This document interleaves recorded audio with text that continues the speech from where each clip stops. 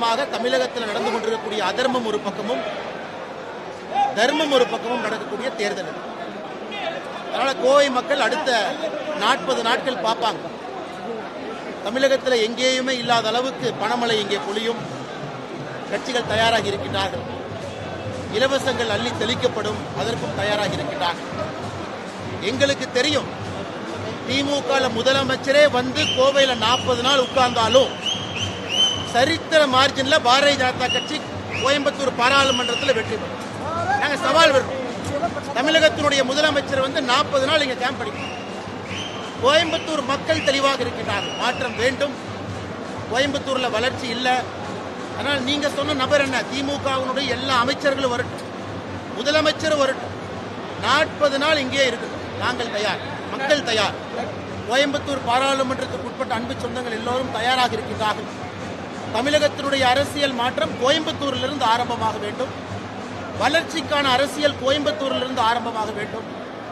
2024 பிரதமர் அவர்கள் 3வது முறையாக வரும் பொழுது கோயம்புத்தூர் தமிழகத்தினுடைய மேப்பில் இல்லை, இந்தியாவுடைய மேப்பில் இல்லை, இன்டர்நேஷனல் மேப்பில் கோயம்புத்தூரை பதிக்கப் போகின்றோம். அதில் எந்த மாற்று கருத்தும் இல்லை. அதே நேரத்தில் என்னோடு திருப்பூர் பாராளுமன்ற தொகுதியினுடைய வெற்றி வேட்பாளராக இருக்கக்கூடிய சகோதரர் ஏபி முருகானந்தம் அவர்கள் இருக்கிறாங்க.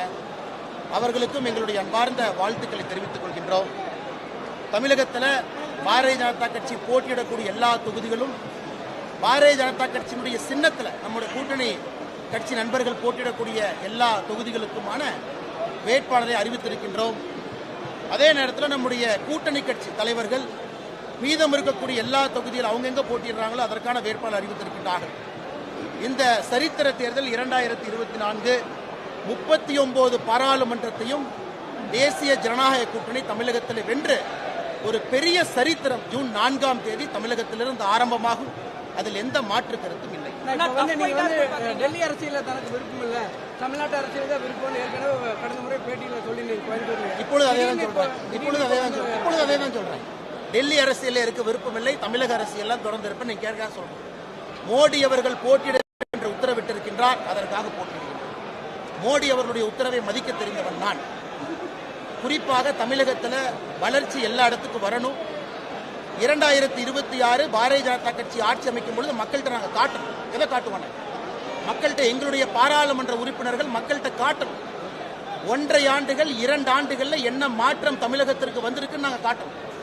அது காட்டினா மட்டும்தான் 2026 தமிழகத்தில் 234 தொகுதிகளிலும் பாரதிய ஜனதா கட்சி நம்முடைய நண்பர்கள் இங்கே வெற்றி பெற்று ஆட்சி அமைக்க முடியும். அதனால் இது மோடி அவர்களுடைய உத்தரவு. மோடி அவர்களுடைய உத்தரவுக்கு நான் கட்டுப்பட்டவன். கோயம்புத்தூரிலே போட்டியிட வேண்டும், கோயம்புத்தூரில் போட்டியிட. நான் ஏற்கனவே சொன்னது போல என்னுடைய அரசியல் தமிழகத்தில் இருக்கும், அதில் எந்த மாற்று கருத்தும் இல்லை. ஆனால் 2026 தமிழகத்தில் பாரதிய ஜனதா கட்சி ஆட்சி அமைக்க முற்படும் பொழுது எங்களுடைய பாராளுமன்ற உறுப்பினர்கள் அந்த கிடைக்கக்கூடிய 2 ஆண்டுகளில் அந்த நகரம், அந்த கிராமம், அந்த தொகுதியினுடைய பொலிவை மாற்றி ஒரு வளர்ச்சியிலே வைத்திருக்கின்றாங்க. அதனால் மோடி அவர்களுடைய நீண்ட நெடிய திட்டம் இது. ஏன்னா மோடி அவர்கள் தமிழகத்துக்கு இத்தனை நாள் வர்றாங்க, எம்பிக்கா வர்றாங்க நினைச்சிங்களா? மோடி அவர்கள் தமிழகத்திற்கு வருவது 2026 ஆட்சி அமைப்பது. 400 எம்பிக்களை பெற்று நாங்கள் ஆட்சி அமைத்தாலும் கூட எங்களுடைய குறி 2026 நோக்கி மோடி அவர்கள் தெளிவாக இருக்கிறாங்க. அதனால் இப்ப கிடைக்கக்கூடிய எம்பி மக்களுக்கு நாங்கள் வேலை செய்து காட்ட வேண்டும், அந்த நம்பிக்கையை கொடுக்கணும். ஆயிரக்கணக்கான கோடி ரூபாய் பணத்தை கொண்டு வரணும். கோயம்புத்தூரை அடிப்படையிலிருந்து மாற்ற வேண்டும். ஒரு தொழில் நகரமும் ஏன் பாரதிய ஜனதா கட்சி நிற்குது? பாரதிய ஜனதா கட்சி ஏன் திருப்பூர்ல நிற்குது? பாரதிய ஜனதா கட்சி ஏன் சென்னையில் 3 இடத்துல நிற்குது? பாரதிய ஜனதா கட்சி ஏன் பெரிய நகரத்தில் நிற்குது? பாரதிய ஜனதா கட்சி ஏன் மதுரையில் நிற்குது? பாரதிய ஜனதா கட்சி ஏன் தென் பகுதியில் நிற்குது? பாரதிய ஜனதா கட்சி எதற்கு மத்திய பகுதியில் இருக்கு? பாரதிய ஜனதா கட்சி எதற்காக தனியாக 23 இடத்துல போட்டியிடும்? அதற்கெல்லாம் அடிப்படை காரணம் மாற்றி காட்டுகின்றோம். சபதம் எடுத்திருக்கிறோம். அடியோடு தமிழகத்தை மாற்றி காட்டுகின்றோம். வளர்ச்சினா என்னன்னு முதலாக தமிழக மக்களுக்கு மக்களாக உழைத்து வளர்ச்சியை பார்த்திருக்காங்க. கோயம்புத்தூர், திருப்பூர்ல பீனிக்ஸ் பறவையை போல அவர்களுடைய உழைப்பு முதலாக அரசு சேரும் பொழுது வளர்ச்சி என்ன என்பதை தமிழகத்தினுடைய சொந்தங்கள் 2024 26 வரைக்கும் பார்ப்பாங்க. அதனால் மறுபடியும் உங்க கேள்விக்கு பதில் சொல்றேன். தமிழ்நாட்டு அரசியல் தான் இருப்பேன். டெல்லி அரசியல் எனக்கு பிடிக்காதவங்க போக மாட்டேன். எனக்கு கொடுத்திருக்கக்கூடிய ஆணை தமிழகத்தில் 2026க்கு வர வேண்டும் என்றால் இந்த 2 ஆண்டுகள் எங்களுக்கு கிடைக்கக்கூடிய அந்த 700 சில்லற நாள் முழுவதுமாக அடிப்படையோடு தமிழக அரசியலை மாற்றுவது மட்டுமில்ல, வளர்ச்சி, நிஜ வளர்ச்சினா என்ன நாங்கள் காட்டப் போகின்றோம். தெளிவான ஒரு பார்வையோடு எல்லோரும் களமிறங்கி தேர்தல் பயத்தின் காரணமாக தான் பிரதமர் வந்து அடிக்கடி தமிழகம் குறிப்பாக கோவை வந்து தரப்பட்டது. பிரதமருக்கு 80 சீட் உத்தரப்பிரதேசத்தில் இருக்கு. 80 சீட். இன்னும் பிரதமர் அந்த பக்கம் போகவே இல்லை.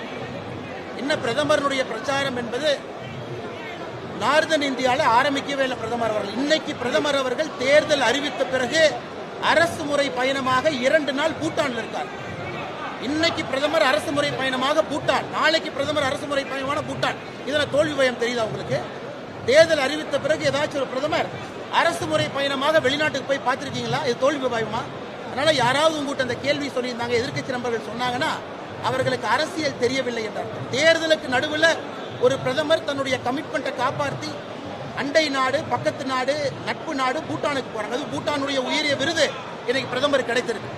பிரதமர் எதற்கு அடிக்கடி தமிழகம் வர்றாங்கன்னா 2024 நாம் பெறக்கூடிய எம்பி மூலமாக தமிழகத்திற்கு சிறப்பு கவனம் செலுத்தப்பட்டு 2000 கோடி ரூபாய் கொண்டு வராங்க.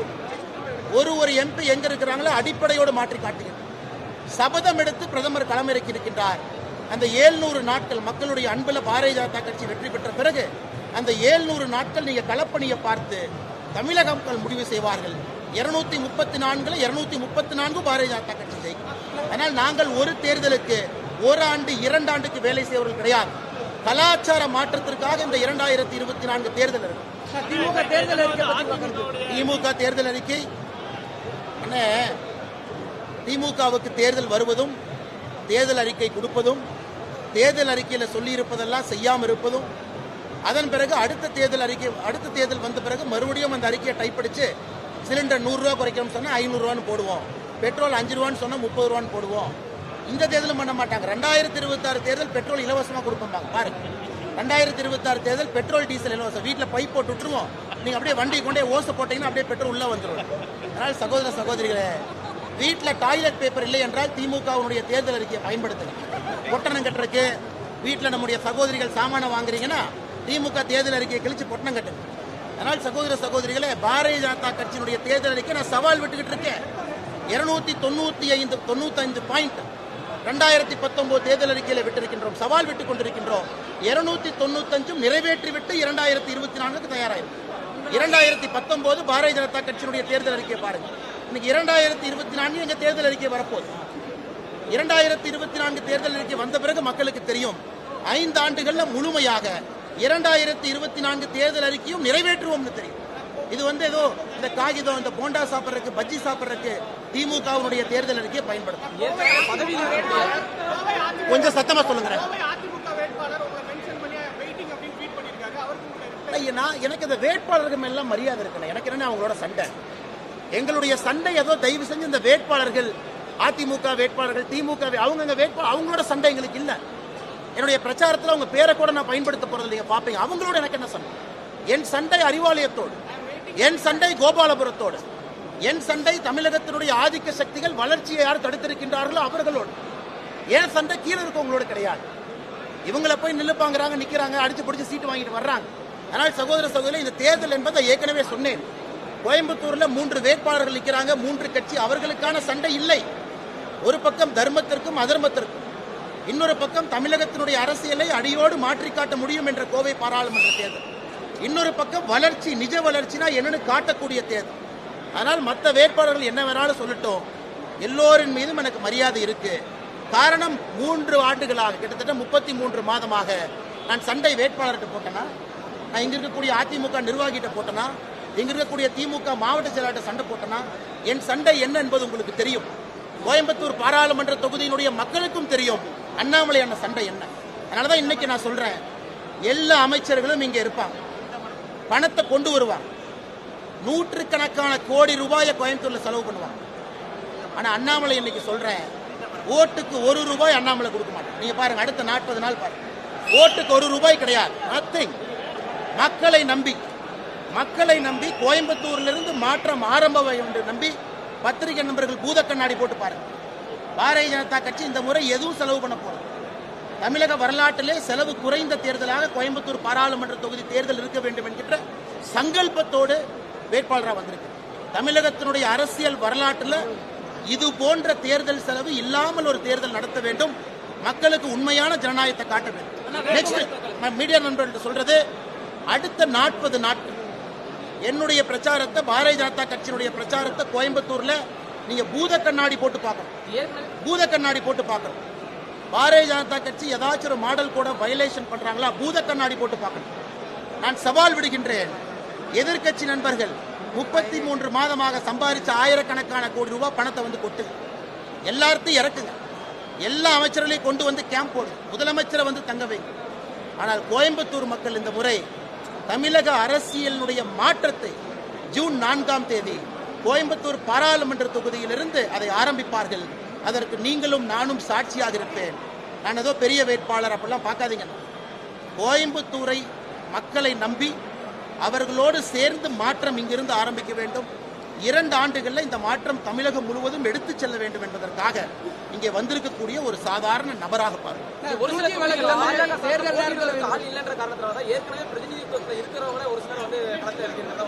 சொல்லுங்க. போட்டியிடுவதற்கு வேட்பாளர்கள் யாரும் தயார் இல்லாத காரணத்தினாலதான் ஏற்கனவே பிரதிநிதித்துவம் இந்த கட்சி எங்கிட்ட கேட்கணுமா, இல்ல மணல் கடத்தினவன் தம்பி வேட்பாளர் அவங்ககிட்ட போய் கேட்கணுமா, இல்ல ஆளே இல்லாம ஒரு ஊரா போய் தொலை வேட்பாளர் போட்டிருக்காங்க அவங்ககிட்ட கேட்கணுமா? இங்க இருக்கக்கூடிய 19 வேட்பாளர்கள் ஒருவருடைய ப்ரொஃபைலை பாருங்க. இவர்கள்லாம் பாராளுமன்ற தேர்தலுக்கு நிற்பதற்கு தகுதி இருக்காங்களான்னு செக் பண்ணுங்க. நீங்க செக் பண்ணுங்க. 19 வேட்பாளரை பார்த்து எப்படிப்பட்ட வேட்பாளர்கள் இருக்கின்றாங்க. அரசியல் களத்தில் அந்த 19 பேருக்கு மேல ஒரு ஊழல் குற்றச்சாட்டு இருக்கா, இல்ல 19 பேருடைய பர்சனல் லைஃப், 19 பேர் வாழ்க்கை எப்படி வாழ்ந்திருக்கின்றார்கள், 19 பேரை பார்த்துட்டு இந்த கேள்வி கேள்வி. அதே போல மற்ற கட்சி நண்பர்கள் வலை வீசி வேட்பாளரை பிடிச்சி வந்திருக்கிறாங்க. யாருமே நிக்காம ஓடிட்டாங்க. வலை வீசி வேட்பாளரை மாத்துறாங்க. நாமக்கல் வேட்பாளர், இன்னும் சொல்ல நேரத்தில் பார்த்தீங்கன்னா 2 கட்சியுமே வேட்பாளர் மாற்றுவாங்க. பாரதிய ஜனதா கட்சியை பொறுத்தவரை தெளிவாக இருக்கின்றோம். தமிழக மக்களுக்கு எங்களுடைய கட்சியின் சார்பாக நிற்க வைத்திருக்கக்கூடிய வேட்பாளர்கள் அனைவருமே முத்தான உங்களுக்கு பணி செய்து அதன் மூலமாக அரசியல் மாற்றத்தை கொடுக்க வேண்டும் என்று வந்திருக்கக்கூடிய வேட்பாளரை நிற்க வச்சிருக்காங்க. வரவேற்கின்றேன். காரணம், சௌமியா அன்புமணி அவர்கள் குறிப்பாக சுற்றுச்சூழலில் நிறைய வேலை செஞ்சிருக்கிறாங்க.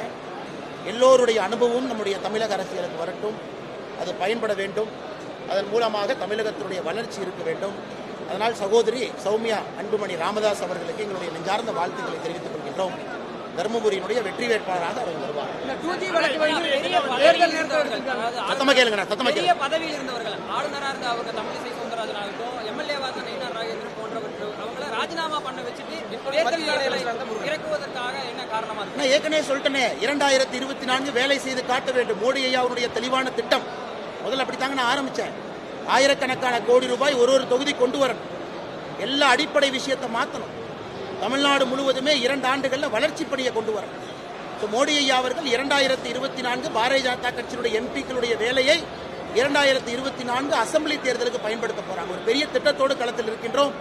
அனுபவம் வேண்டும், இளமை வேண்டும், நேர்மை வேண்டும், எல்லாம் வேண்டும் என்று 19 வேட்பாளர்களும் கூட அதன் அடிப்படையிலே கொண்டு வந்திருக்கிறார்.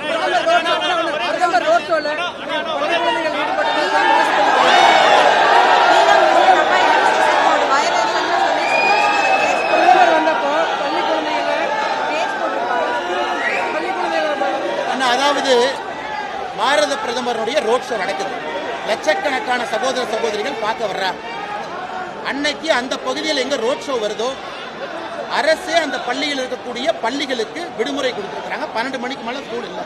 அந்த குழந்தைங்க எங்க போவாங்க? விடுமுறை கொடுக்கப்பட்ட குழந்தைகள் தங்களுடைய பிரதமரை பார்க்கறதுக்கு அந்த குழந்தைங்க வந்து நிக்கிறாங்க. பள்ளி விடுமுறை கொடுத்தது யார்? நாங்களா அரசா? 12 மணிக்கு கோயம்புத்தூர்ல பிரதமர் வர்ற பாதையில பள்ளிகளுக்கு விடுமுறை அளித்த பிறகு அந்த மாணவ செல்வங்கள் தங்களுடைய பிரதமரை பார்ப்பதற்காக வர்றாங்க. ஏன்னா அவங்க ஸ்டாலினை பார்க்க வர்றாங்களே. இந்தியாவுடைய உலகத்தினுடைய தனிப்பெரும் தலைவன், விஸ்வகுரு, உலகத்தினுடைய தலைவன் எப்படி இருக்க வேண்டும் என்பதற்கு உதாரணமாக இருக்கக்கூடிய பாரத பிரதமர் நரேந்திர மோடியை பார்த்து இன்ஸ்பயர் ஆக அந்த குழந்தைங்க வர்றாங்க. அதனால தயவு செய்து பாரத பிரதமரை ஒரு சாதாரண பெட்டிக்கடை அரசியல்வாதி மாதிரி ஒரு பெட்டிகளை போட்டு அடைச்சிடாதீங்க. ஒரு விஸ்வகுருவை பார்ப்பதற்கு குழந்தை வந்திருக்காங்க இல்லையா? பாரதிய ஜனதா கட்சி யாரு போய் கூப்பிட்டா? 12 மணிக்கு ஸ்கூல் லீவ் விட்டது யாரு? லீவ் விட்ட பிறகு குழந்தைங்க எங்க போவாங்க?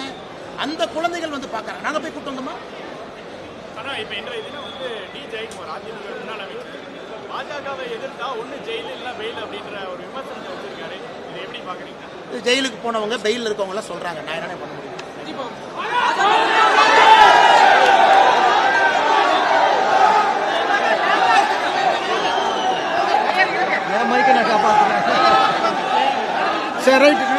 நீங்க பண்ண அலப்பறம் கேட்க